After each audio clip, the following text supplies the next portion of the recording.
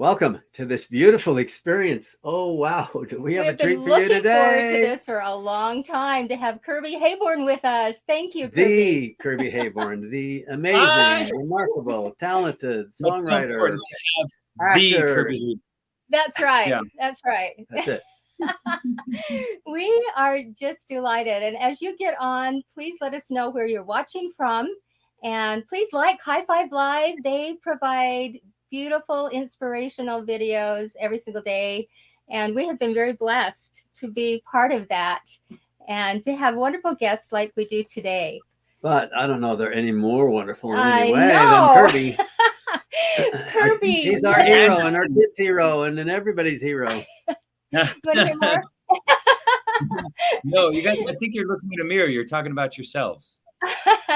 No.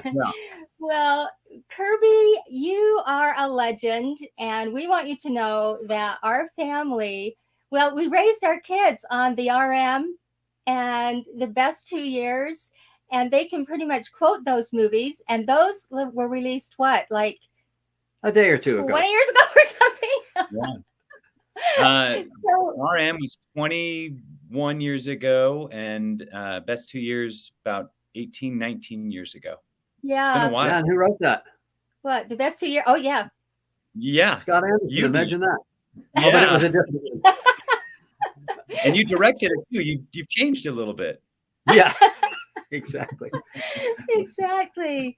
Well, Kirby, you have had quite a life, and you know Yes. it's probably a lot different than you dreamed about when you were a youngster. And tell us a little bit about your journey and how you got to where you are today, where you're influencing Millions and thousands, millions of people. Quadrillions. Yeah. Yeah. And that's it's amazing what you're doing. So let us know a little bit about you. So I came from a great house. I had great parents that taught me about faith and hard work and service, especially. That was a big thing growing up. My mom was very into serving neighbors and meals when people needed them, and just a great example with that. And I think that's just been a theme throughout my life. I'm a middle kid, so I'm kind of a peacemaker, middle kid of 5. And because I didn't get any attention, I had to do it through being kind. And I'm just kidding. They were great. But you are kind. There's a little truth to that. I'm a middle kid. I know. You're a middle kid? Yeah, you're a peacemaker. You just like everybody to get along. Then everything's good. So just I've taken that throughout my life, that kindness begins with me. When you're serving other people, you're serving God. And I've been fortunate to have the career that I've had. I started out, I thought I was going to be a musician. In high school, I had a band, and in college, and then an opportunity came up. I was doing acting in plays in middle school and high school. Oh, yeah. So it is so fun. And then an opportunity came up where I needed to be in a play where I played the guitar. The main character had to play the guitar and sing and act. And I thought, okay, I could do this. And so I did. And from that, I got an agent. Then from that, I started booking some things, and then did a couple of movies, the Singles Ward, the RM, and Best 2 Years. Then I moved to Los Angeles, and there I was able to continue and have an amazing career where I love it. I get to make a fool of myself every day. And so it's easy. Some days it's harder, but at least at the end of the day, I can say, at least I didn't make a fool of myself. So great way to live. Just set out that goal every morning. Today, I'm going to make a fool of myself. And either you make it or you don't make a fool of yourself. Well, it starts that way, but like every one of your beautiful episodes in Making Good, start having a lot of fun. But boy, before you get done, inspiring and motivating and helpful and helping others be involved. And and your beautiful music continues with the wonderful songs that you write. And you write, did we talk about this already? A song for every episode. So just tell us a little bit about Making Good, so we make sure everybody understands where to go, how to watch it, so they can be inspired and laugh and Cry. enjoy and cry. Yeah, Right. just tell us how that got started. And then we'll brag about it. Yeah. So Making Good is on BYU TV. There's an app that you can download. It's free. You can watch the show for free. You can go online to byutv.org/making good. You can also, it's in 80 million homes. It's part of a basic cable package. If people still have cable, I don't know if people still do that anymore or not. But you can watch it that way. And Making Good started, a friend of mine, his name is Greg Kiefer. He's an amazing man who loves God and loves service. And we've done a movie together and some commercials. And over the years, we've stayed in contact. And our conversations on the phone would be, what's our next thing? What do we want to do? And it's always, we wanted to do something that would make a difference in the world. And so he came up with this idea of a show where we highlight nonprofits that are making a difference in the world. And the way to get the audience in, he calls it, we don't want people to realize they're eating broccoli.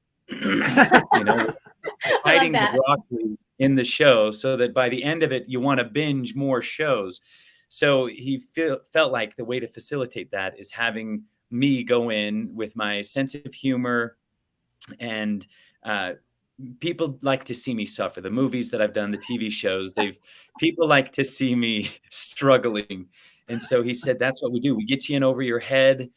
You do hard things. People laugh. And then all of a sudden they realize, or hopefully they don't realize they had a whole meal of broccoli.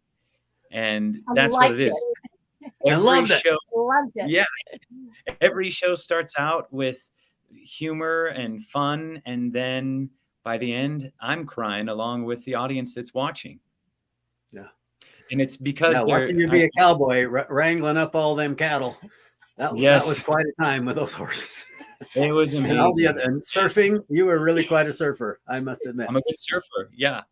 But making a quilt, that was a unique talent. Yeah.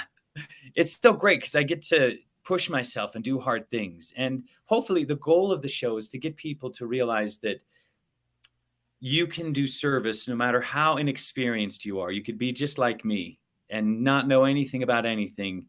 And as long as you have that good attitude of wanting to get out and lift your brothers and sisters, you're going to have a good time. You're going to get closer with those you're serving. And it's great too, the volunteers that I work with, you get closer to them too.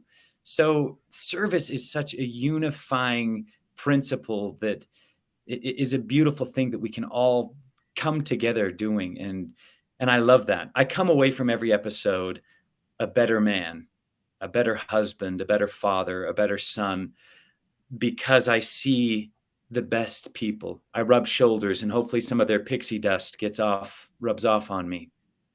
Well, it goes the other way too. The amazing thing is there's so much divisiveness in the world right now, and so many people that are busy trying to make us separate.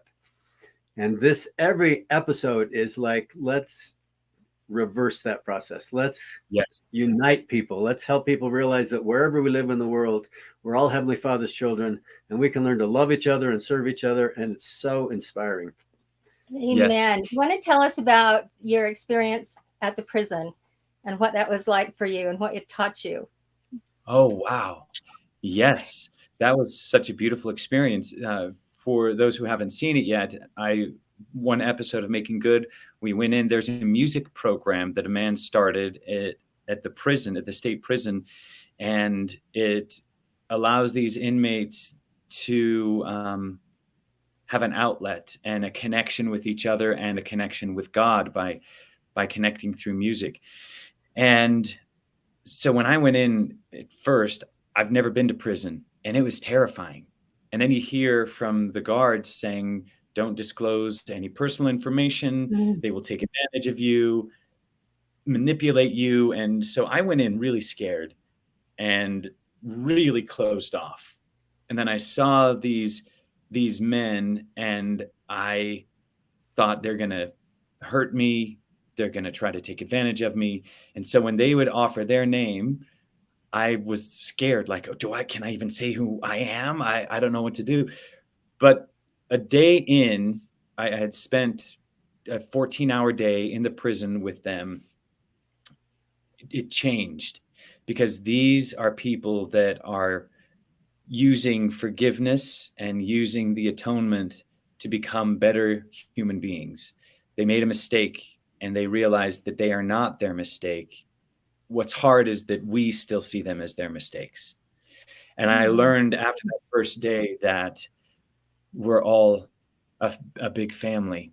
And I still think about a lot of those people today, and I pray for them and think of them, because they went from being a mistake and one thing that went wrong in their life to a brother.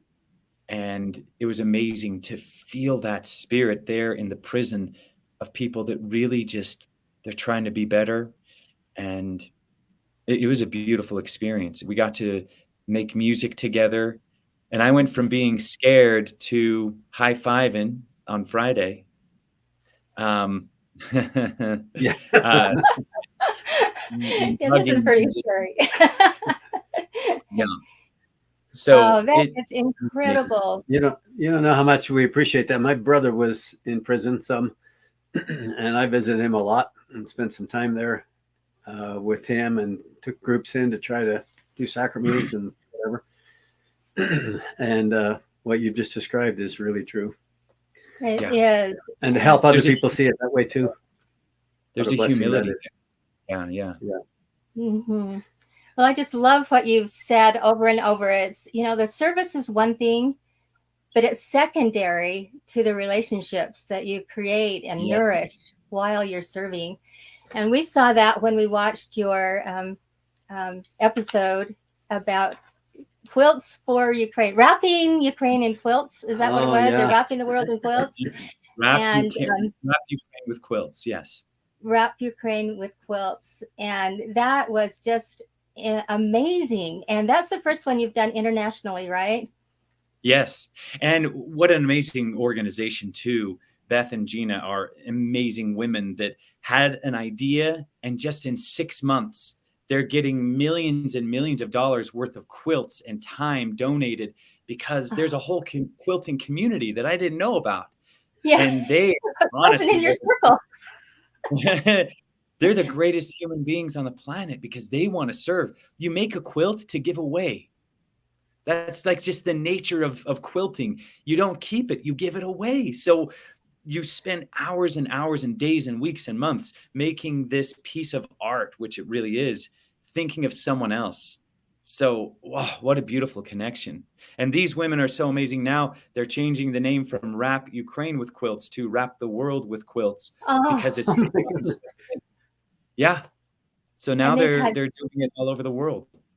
Oh, and they've had thousands and thousands of quilts donated also. And, it's for some of us who may never get over to Poland to help the Ukrainians or other parts of the world. And we want to serve here at home too. But, you can make a donation to that charity, or there's one called Types of Wood charity.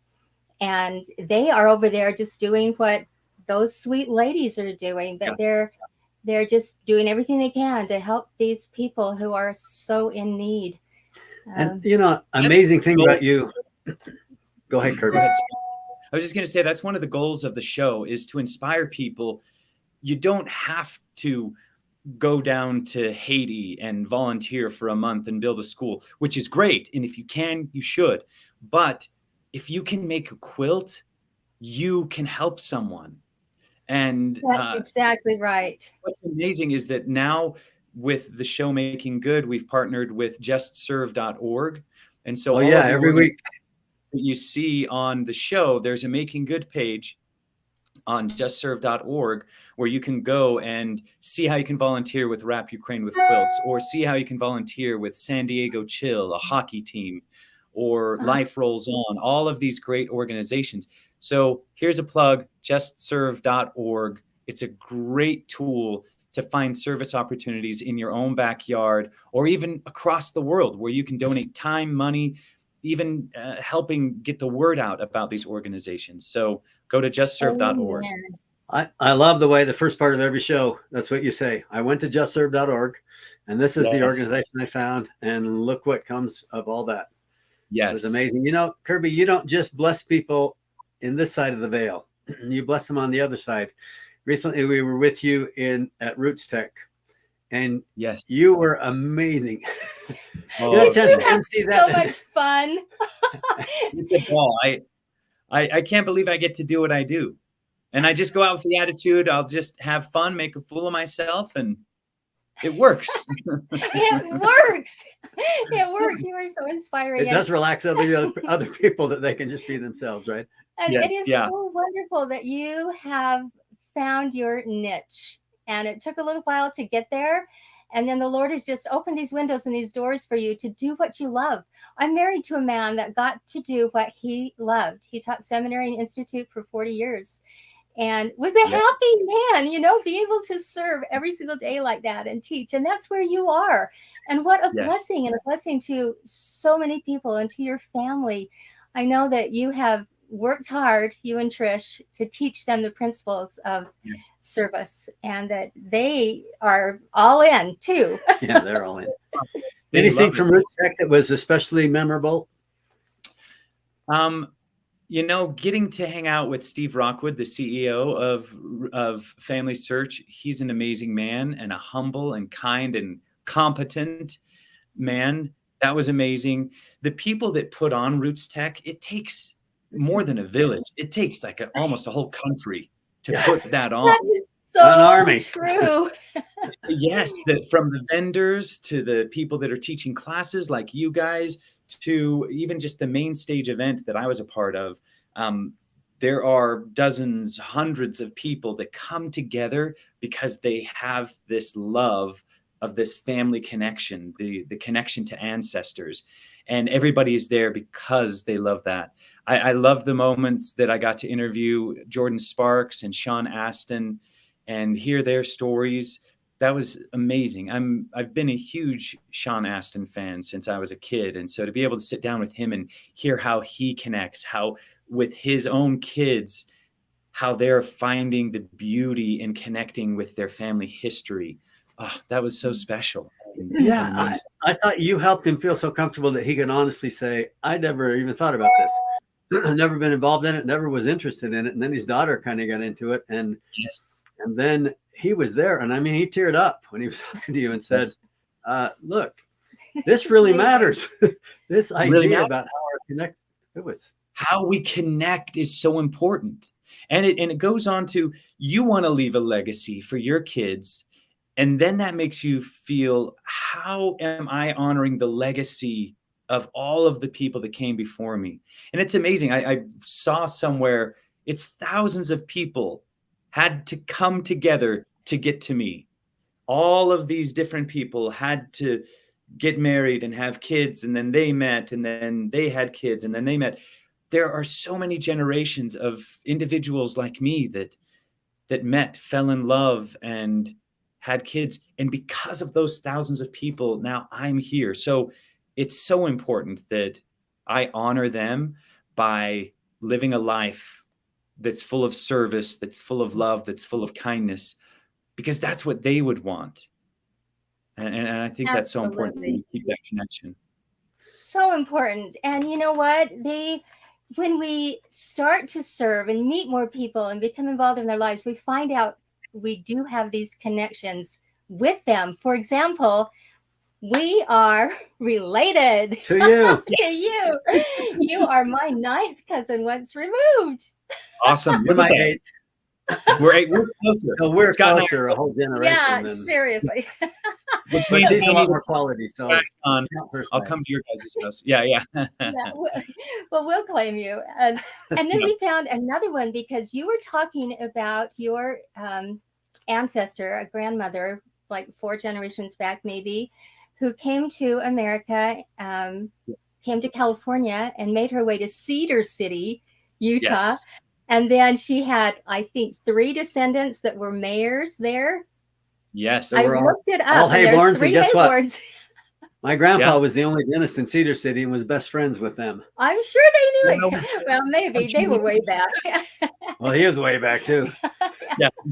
and our son and his family live there now. So, you know what? All these connections with people, it is really about relationships, isn't it? It's Oh, so it funny makes because since Roots Tech, there has been emails sent out from the Family Search Department saying, "Are you related to Kirby Heyborne?" yes. So it's gone from when I'm walking through the grocery store from, "Oh, hey, I saw you in this movie," to, "Hey, we're 12 cousins." And I I love love that. it. That I makes absolutely you, love it. because when people, sometimes when I'm in a grocery store, some people have taken pictures, secretly, and I like it. I prefer it when people come up and talk to me in real life, and we talk. So it went from being kind of a little nervous. I'm going into the store. I'll just go in, get my things, and get out. To now knowing that everybody's my family, it makes a big difference. That now, It it's so really fun. does. what cousin am I going to run into today? Exactly. Oh, so fun. So, we also wanted to talk about what you do as a narrator for audiobooks and Oh how yeah, you got what, into that. 1,000 books now? Two. Is it 2,000, Yes, At least. a lot. and two of the Yeah. Saints books. I mean, You're so fun to Yes. listen to. Yes. no, Well, you are thank you. gifted at doing this. It is a wonderful talent. Yeah. I So, how love did being you able to get do into it. that? I was in a play in California when we lived there. 18 years ago. And the sound designer for the play, when you hear doorbell rings and rain falling when you're at a live thing, there's someone who sound designs all of that and pushes the button. He was doing a favor for the playwright, and he happened to be the executive producer and a vice president of Random House, Penguin Random House Mhm. Audio, or Books on Tape. And It just so happened to me. just happened to be the author of the play. It was Orson Scott Card, Oh who yeah, did Ender's Game and all. yeah, He's an amazing totally. man who's done a lot of great books. And so he was kind of doing a favor for Scott. And after the play, he said, "Hey, so I do audiobooks. You've got a youthful voice. Have you ever thought of doing audiobooks?" And I said, "What's an audiobook?" And he said, like a book on tape. And I go, "Oh, yeah, yeah. No, what do you do?" So I was fortunate that I got to learn from one of the guys that started the whole industry, and he directed me Wow. in my first book. And then I loved it, and I was determined, and it's a lot of hard work. And I had to Mhm. solicit a lot of publishers and had to lie a little bit to, you fake it till you make it. I told some publishers that I had a home studio when I didn't, and said I Well, could you read from did. It just didn't have any microphones or anything. I mean, it was your studio. yeah, exactly. So people say, "How do you get into audiobooks?" And I say, it's super easy. All you have to do is be in a play in Los Angeles where the sound designer happens to be the vice president of Penguin Random House, one of the biggest publishers in the world. See, Super that's easy. all. That's it. Just go do that. Yeah. Well, it's But I obvious. love it. Uh, Yeah, and it's obvious that the Lord was watching over you to open that window for you. Yes, And now for you do have a sure. studio in your basement, I do. Yeah. Like it's right next door to here. I've got a Woo! and you spend lots and lots of hours sitting in that I room. spend hours in that room all alone. All No wonder alone. you love Being to all be with your family in so my much. head. Yeah. Let me out of here. Let me Yeah. go make a fool of myself. So Exactly. Yeah. speaking of your family, we haven't really talked about them much. Just catch us up on what your family's doing right now. So my son is getting married. He's 22 and getting married this summer. And my daughter, she's 19, on a mission for the church in Uruguay. She's speaking Spanish and loving it there. And then I have a 14-year-old daughter who's finishing up ninth grade and is a light in our house. She can sing. All my kids, I love it. Music is such an integral part of our family and the way we worship and the way we feel the spirit in our house. And it's through music that we do that. So she's musical. She's into sports, and just what a great caboose to our family. It's so fun. Such a beautiful family, and your wife is pretty incredible. So He just talk is. about connections for a minute. We have a grandson that's just getting out of ninth grade, and he's very musical, and he's leading all the school plays and very athletic. And we could talk about the future. Yes, we could do what we talked about earlier, these prearranged marriages. Something like that. Yes, let's do that. Yeah, let's do that. They would really be related. At least appropriate time for them to meet at the appropriate time. Yes. Exactly. Yeah.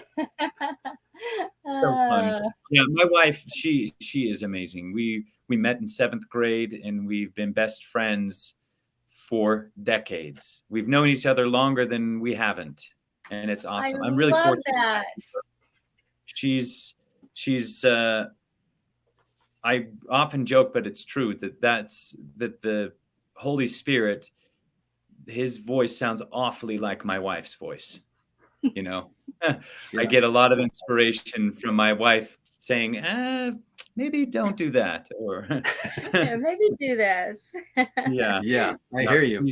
And it's just crazy that I get the limelight when actually she does 10 times the good that I do and doesn't get any of the recognition. She's not on any podcasts or any videos or live streams.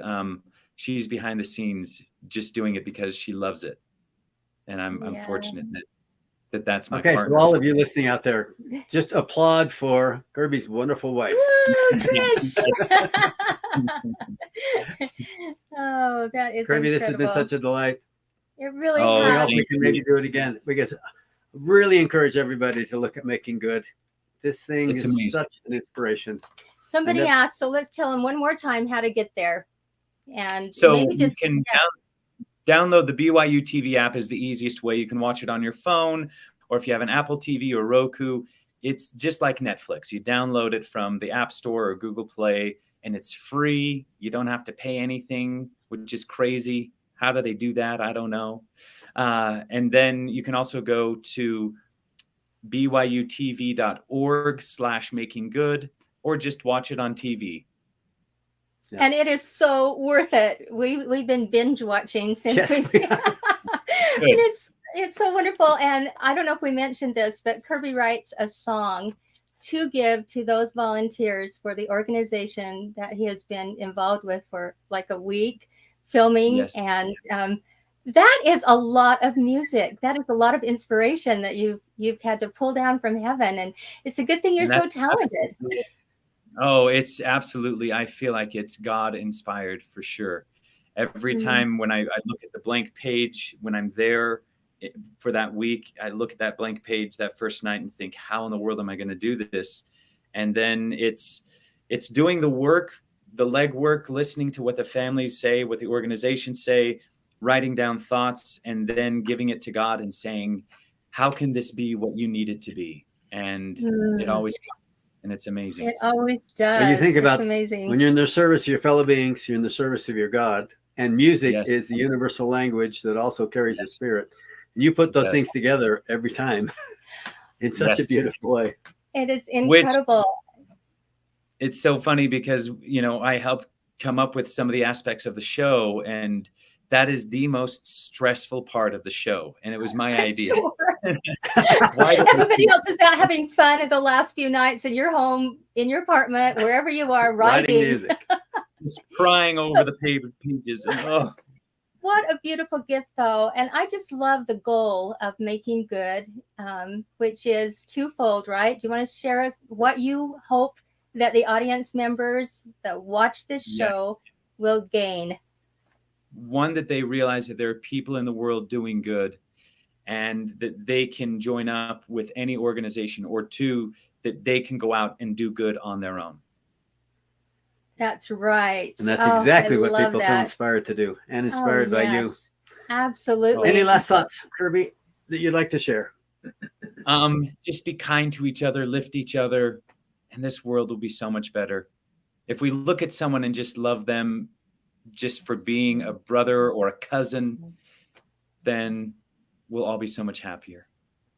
Oh, that is so true. And the title of this, I even thought, have I done any good in the world today, or even have I done any good in the spirit world today? Because we know you love family history, and we do too. And, there are those connections that are eternal. And we have no doubt that your ancestors are so proud of you and inspiring you and helping you along the way. So how do you I get def- reminded by that title every day? You can just tell us what you Uh, do with your phone. Yes, I have a reminder on my phone every day at 2:45 p.m. It comes up, have I done any good in the world today? To hopefully remind me if I put it at that time specifically, that gave me enough time in the morning and then early afternoon to do something of service to somebody else. And if I haven't, then that's about middle of the day before you get to bed. I can be inspired to go out. I love it though when it comes up and I can just click complete because I can think, Yes, oh, I did this. I'll bet that's but every day. I need that reminder. Oh, hardly. I think it's right in your brain already and your heart. You are I such an wish. example. And it's been really fun to research about you and hear people's comments on all your podcasts and your shows and how loved you are and how appreciated you are. And how, you just made such, I don't even know how to talk about this without crying, but you have made such a difference in our lives and so many other lives worldwide. And, we are just expressing gratitude on behalf of all of those that you've influenced. And you think of what it says about the Savior, that he went about doing good.